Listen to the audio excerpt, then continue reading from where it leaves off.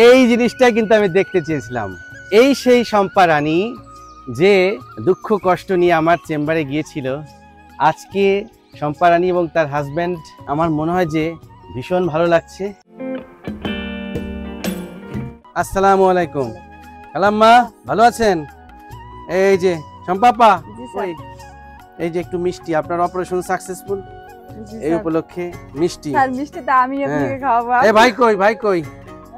হ্যাঁ, আপনি যে সুন্দরভাবে আমাদেরকে রিসিভ করলেন, এই যে আপনার জন্য একটা গিফট। এই শম্পাপা, জি স্যার। এই যে হ্যাঁ আপনাদের ম্যাডাম আপনার জন্য একটা শাড়ি কিনেছে। হ্যাঁ, এই শাড়ি পরে আর আপনার জন্য একটা পাঞ্জাবি আছে। ঠিক আছে, হাজবেন্ড ওয়াইফ দুইজন। হ্যাঁ, আমাদেরকে এই মেঠো পথ দিয়ে হেঁটে হেঁটে দেখাবেন। ঠিক আছে? আচ্ছা স্যার।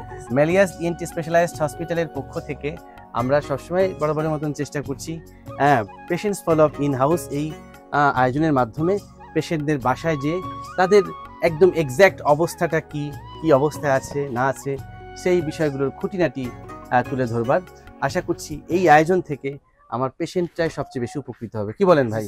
শম্পাপা, আপনার কি মনে আছে যে আপনি কি কষ্ট পেতেন বা কি সমস্যা আপনার ছিল? জি স্যার, আমার প্রচুর মাথা ব্যথা করতো আর কান দিয়ে পানি বেরোতো প্রথমে, তারপরে পুজ বেরোতো।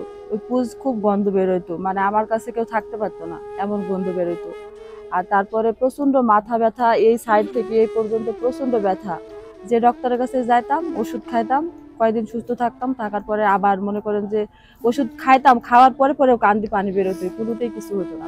যেখানে যেতাম তো সেখানে কুষ্টিয়ায় গেছিলাম, রাজশাহী গেছিলাম, নাটোর গেছিলাম, মানে আমার গ্রামের মধ্যে কোনো ডাক্তার আমি করি নাই। তারপরে লাস্ট আপনার ভিডিও দেখে আমি আপনার ওইখানে গেছিলাম। এই যে এত দূর থেকে গেছিলাম স্যার, যাওয়ার পরে তো মনে করেন যে আপনি অপারেশন যেদিন থেকে আমাকে অপারেশন করছেন সেদিন থেকে আমি অনেক সুস্থ আছি, ভালো আছি। আমার যখন কানে যন্ত্রণা করতো তখন মানে আমি আমার মাকে ধরে মারতে যাইতাম, আর বাবুকে তো দেখতেই পারতাম না, আর আব্বু তো সবসময় বাজারেই থাকতো, আব্বুকেও কি করতাম না, খালি মাকে বেশি জ্বালাইতাম। আর মা তো মনে করেন যে মাই হয়, মা মনে করেন যে কাজ করতে করতে মনে করেন আমি গলায় দড়ি দেওয়ার জন্য অলরেডি ঘরের ভিতর প্রস্তুত হয়ে গেছি। কিন্তু আমার মা এমনই একটা মা, মানে আমার মা কাজ করতে করতে আমার যদি একটু মানে কোনো কিছু একটু শব্দ হয় তাহলে মা ঘরে চলে যায় যে কি করছে। মানে আমি প্রতিদিন সকালে উঠতাম আর দেখেন এখানে বসতাম আর কাঁদতাম। তারপরে আপনি আমাকে অনেক হেল্প করেছেন, অনেক দেখছেন, আপনি আমাকে সাহস দিয়েছেন যে টাকা ছাড়া কি মানুষের অপারেশন হয় না, এই কথাগুলো আমার অনেক মনে আছে। তারপরে আপনি আমাকে কোনো কিছুতে আপনি চাপ দেননি, যেটা আমি নিজে মনে দিছি সেটাই আপনি গ্রহণ করেছেন, এটাই আমার সব থেকে বেশি ভালো লাগে। আমি অনেক ভালো আছি, আজ 2 বছরের ভিতরে আমার কানে কোনো সমস্যা নাই, আমি একদম সুস্থ। আপনার কানের মধ্যে তো একটা শব্দ হতো, কানের শব্দটা আমার একবারে ভালো হয়ে গেছে, আর শব্দ হয় না কানের ভিতরে। আমার কাছে যখন শম্পা রানী প্রথম আসে তখন আমি তার কানটাকে প্রথমে চেক আপ করি। চেক আপ করার পর আমরা মূলত তার বাম কানের মধ্যে কিছু সমস্যা লক্ষ্য করি। তার কানের পর্দায় ইনফেকশন পরবর্তী একটি ছিদ্র ছিল। পরে যখন আমরা কানের পর্দা প্রতিস্থাপন করি তখন একটু খেয়াল করেন আপনারা, তার কানের পর্দা খুব সুন্দরভাবে সেট হয়ে যায়, অর্থাৎ এখানে কোনো রকম কোনো ছিদ্র নেই। আমি একটু এই মুহূর্তে দেখতে চাচ্ছি তার কানের কি অবস্থা বর্তমানে আছে। পেশেন্টস ফলো আপ থেকে কিন্তু আমি এই জিনিসটি চাই, যে কাজটি আপনাকে এই প্রায় 8 থেকে 12 ঘন্টার জার্নি শেষ করে আমার চেম্বারে যাওয়া লাগতো, আমি সেই কাজটি আপনার বাসায় এসে করে দিচ্ছি। ঠিক আছে? হ্যাঁ, এই যে আমি তার কানের পর্দা দেখতে পাচ্ছি। ওয়াও, কি বলবো, এখানে তো আর আমার মেশিন টেশিন নাই, থাকলে আমি আমার দর্শকদেরকে দেখিয়ে দিতে পারতাম যে কি চমৎকার চকচক ঝকঝকে চকচকে একটি পর্দা ভিতরে বিরাজমান। এখন তো সেই যন্ত্রণাগুলো মিটে গেছে, তাই না?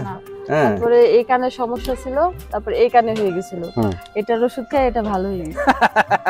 মানে একটার ওষুধ খেয়ে আরেকটা ভালো হয়ে গেছে। That's great. আমি খুব শান্তিতে এখন বর্তমান, আমি একবেলা খাত পাই না পাই, খুবই শান্তি আমি। আপনার কাছে আমার লাস্ট চিকিৎসা ছিল, ওখানে না হলে আমার আর মানে পৃথিবীতে বাঁচার মতন কোনো আশা ছিল না। আপনার কাছে যাই, আল্লাহ পাবি, আল্লাহ পাকের ইচ্ছা, আল্লাহ তাকে তৌফিক দান করেছে। আল্লাহ আলহামদুলিল্লাহ, আল্লাহ তাআলা আপনাকে আরো বড় আকারই হয়। আমার কি বলবো, আর কিছু বলার নাই। আমার সুস্থ করার মালিক উপরওয়ালা, তিনিই সুস্থ করেছেন, আমি আসলে ওসিলা। আমি চিকিৎসক হিসেবে ফিল করেছি যে তার ভিতরে কতটা কষ্টের স্রোত বয়ে যাচ্ছে, এবং সেই স্রোত আজকে থেমে গিয়েছে। সেই স্রোত থেমে গিয়ে শম্পা এখন তার মুখে চোখে একটি তৃপ্তির হাসি এসেছে, এটাই কিন্তু আমি চেয়েছিলাম এবং সেটা সম্ভব হয়েছে পরম করুণাময়ের ইচ্ছায়। ও স্যার আমাকে মানে রাত দিন 24 ঘন্টা ঘুমাইতে দেয়নি, খাইতে দেয়নি, একইভাবে কান্দাকাটি হাবি জাবি 700 কি মধ্যে কি করে ঠিক নাই স্যার। আমাকে কি আইডি কি বলে আমি কিছু মনে করিনি, আমি খালি বললি যে আল্লাহ ভালো হয়ে গেলে ভালো হয়, ভালো হয়ে গেলে স্যার আল্লাহর কাছে অশেষ আকুতি স্যার, আপনি যে ওসিলা হিসাবে সম্পর্কে ট্রিটমেন্ট করে ভালো করেছেন স্যার, এর থেকে আর কৃতজ্ঞতা আপনার কাছে আর কি। এরকম স্বামী তো থাকা দরকার বাংলার ঘরে ঘরে, যারা তার জীবন সঙ্গিনীকে আগলে রাখবে আজীবন। এইরকম শম্পা রানীর মতন কষ্টে কিন্তু বাংলার আনাচে কানাচে অনেক শম্পা রানী রয়েছে, তারাও কিন্তু এরকম জীবনটাকে আর রাখারও চিন্তা করে না যখন এই কষ্টটা তারা পায়।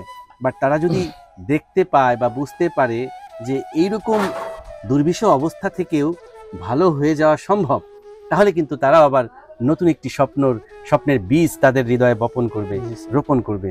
আর আমি সেই কারণেই কিন্তু এই ভিডিওগুলো তৈরি করি। এই জিনিসটা কিন্তু আমি দেখতে চেয়েছিলাম, এই সেই শম্পা রানী যে দুঃখ কষ্ট নিয়ে আমার চেম্বারে গিয়েছিল। আজকে শম্পা রানী এবং তার হাজব্যান্ড, আমার মনে হয় যে ভীষণ ভালো লাগছে। হ্যাঁ, আপনাদের জন্য রইল অনেক অনেক দোয়া, অনেক অনেক ভালোবাসা রইল সোহেল রানা ভাই, এবং সেই সাথে এরকম সুন্দর মুহূর্ত বারবার ফিরে আসুক তাদের জীবনে, আমি সেটাই প্রত্যাশা করছি। তো যাই হোক, আমার ভীষণ ইচ্ছা ছিল যে শাড়ি এবং পাঞ্জাবি পরা অবস্থায় আপনাদেরকে দেখব, সেই সৌভাগ্যটাও হলো। আপনার ম্যাডাম শপিং মলে যে মোটামুটি 3 ঘন্টা লাগিয়েছে শাড়ি চয়েস করতে, আমি অবশ্যই এক ধাক্কায় এই পাঞ্জাবিটা চয়েস করে ফেলেছি। Patients follow up in house থেকে বিদায় নিচ্ছি। আমি ডক্টর বাসুদেব কুমার সাহা, ম্যালিয়াস ইএনটি স্পেশালাইজড হসপিটাল লিমিটেড। আমি চাই অন্য কোনো এক শুক্রবারে যাব অন্য কোনো পেশেন্টের বাসায়, এবং সেখান থেকেও হয়তোবা আপডেট দিতে পারবো সে কি অবস্থায় আছে এবং তার চিকিৎসা শেষে কি উন্নতি হলো।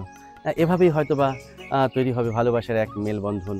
টিকে থাকুক এই ভালোবাসা যুগ যুগ অনন্তকাল সবসময়। Take care.